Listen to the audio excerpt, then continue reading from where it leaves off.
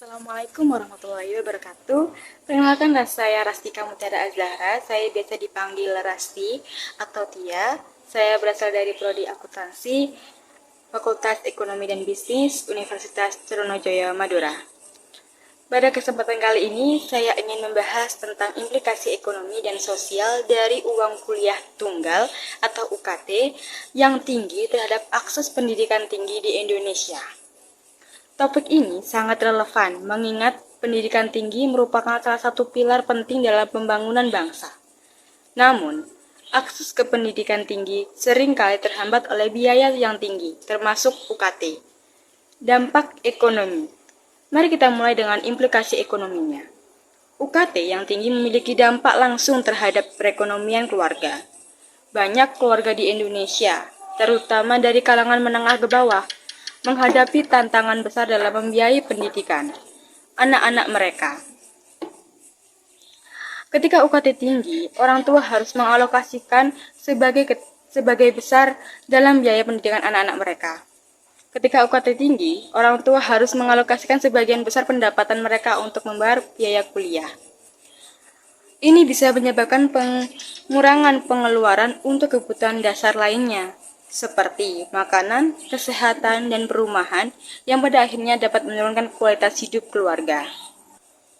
Selain itu, tingginya UKT dapat memaksa mahasiswa untuk bekerja paruh waktu demi menutupi biaya kuliah mereka. Akibatnya, mereka mungkin harus mengorbankan waktu belajar mereka, yang bisa berdampak negatif pada prestasi akademik mereka.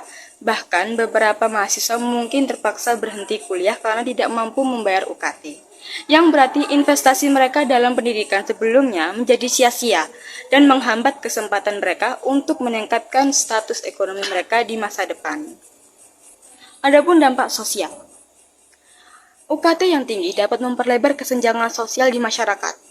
Pendidikan tinggi seharusnya menjadi alat untuk mobilitas sosial, memungkinkan individu dari berbagai latar belakang ekonomi untuk memperbaiki kehidupan mereka. Namun, jika biaya kuliah terlalu tinggi, hanya mereka yang berasal dari keluarga mampu yang bisa mengakses pendidikan tinggi.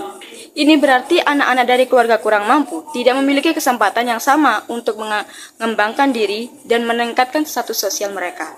Akibatnya, siklus kemiskinan terus berlanjut dan kesenjangan sosial semakin lebar.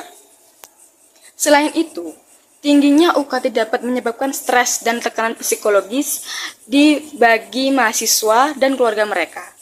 Kekhawatiran tentang bagaimana membayar biaya kuliah bisa mempengaruhi kesehatan mental dan emosional mereka, yang pada akhirnya dapat berdampak pada kinerja akademik dan kesejahteraan umum mereka.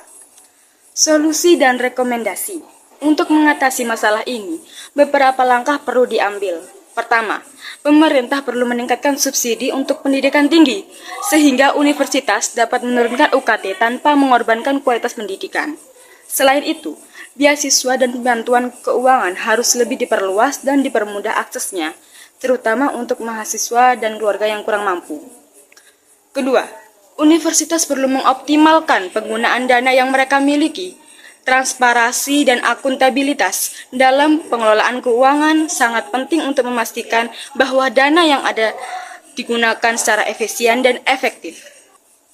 Ketiga, perlu ada peningkatan kerjasama antara pemerintah, sektor swasta, dan lembaga pendidikan untuk menciptakan program-program yang mendukung pendidikan tinggi yang terjangkau. Misalnya, perusahaan bisa menawarkan program beasiswa atau magang berbayar yang bisa membantu mahasiswa menutupi biaya kuliah mereka.